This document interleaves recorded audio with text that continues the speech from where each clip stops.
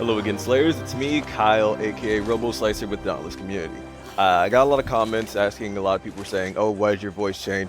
All the videos that I was doing previously, I had a people voice on, and I wanted people to actually listen, so I'm going to stop doing that. I'm going to be more relaxed, more comfortable, and this is basically who I really am, but I'm going to be making this video talking mostly about how I made the tree work for me. The Slayer's path is very confusing, but I'm going to try and make this video to explain what the best perks are and what you're going to want to put a lot of time and effort into actually upgrading compared to everything else.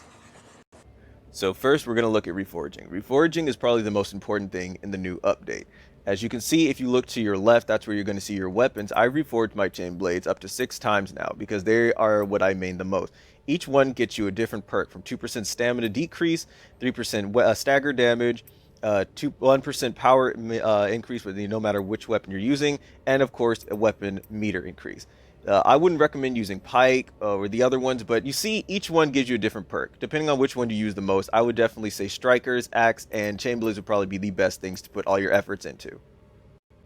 Next, let's look at the weapons. You see, like I said, whichever one you use the most is the one that you're going to want to upgrade the most. Because I use Chain Blades, as I said, I've upgraded to deal 5% more damage and have more crit chances. Each one does the same thing, 5 more power and 1% crit chance, but whichever weapon you use the most, you're going to want to put all your efforts in. Because I'm a Chain Blades main, I definitely put everything into there. But it depends on which weapon you use the most. It doesn't cost that much to do it, so I would say focus on that as well for the second part.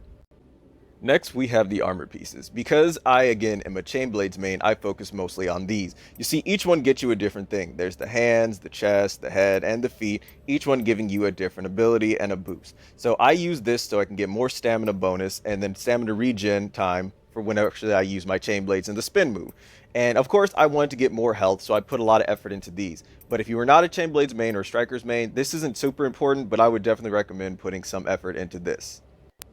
Next, we're going to be talking about probably the most important part of the tree, in my opinion. It's going to be the Tonics. The Tonics are actually going to be very effective for you in each hunt. So you'll be able to craft more, hold more, and also have the chance to actually have 25% increase of duration and effectiveness the more you upgrade them. So the ones I would recommend upgrading the most is Frenzy, Aether Drive, and Blitz, because those are the ones that are most effective in trials and also out in the field.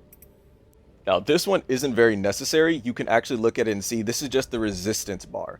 Whichever one you're going to be facing off against, because you can see this week's trials is Scar and the next week is supposed to be Pangar. So I put a little bit more effort into getting Terra and Frost up higher than the other ones, but it's not really necessary if you're good at dodging and not getting hit. So it's not that important, but you can put resistance into it to get 5 additional resistancy against these elements. Not mandatory, but I definitely recommend trying to put some effort into it.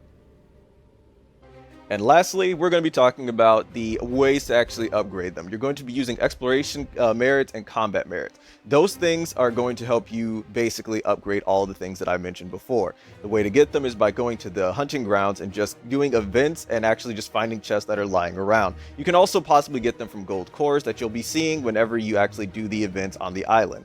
So good luck out there, happy holidays, and happy hunting, Slayers.